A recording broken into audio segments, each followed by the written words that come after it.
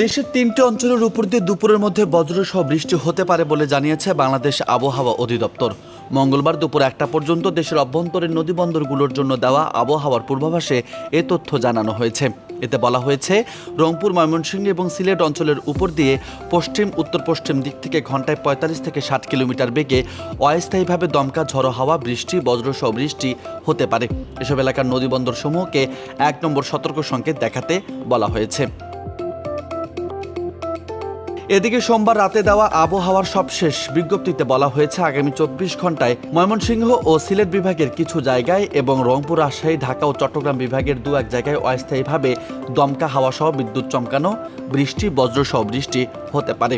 এছাড়া দেশে অন্যত্র অস্থায়ীভাবে আংশিক মেঘলা আকাশ সহ আবহাওয়া প্রধানত শুষ্ক থাকতে পারে। সেই সঙ্গে সারা দেশে দিন এবং রাতের তাপমাত্রা প্রায় অপরিবর্তিত থাকতে পারে।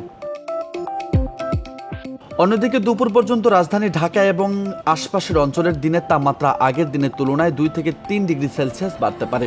ফলে গরমের অনুভূতি কিছুটা বেশি হতে পারে।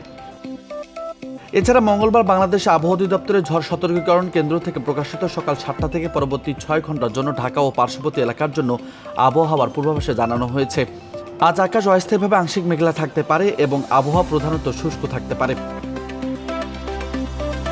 তবে দিনের তাপমাত্রা ২ থেকে ৩ ডিগ্রি সেলসিয়াস পর্যন্ত বাড়ার সম্ভাবনা রয়েছে। এ সময় দক্ষিণ পশ্চিম অথবা দক্ষিণ দিক থেকে ঘন্টায় ১০ থেকে ১৫ কিলোমিটার বেগে বাতাস প্রবাহিত হতে পারে। নিউজ ডেস্ক, বার্তা 24।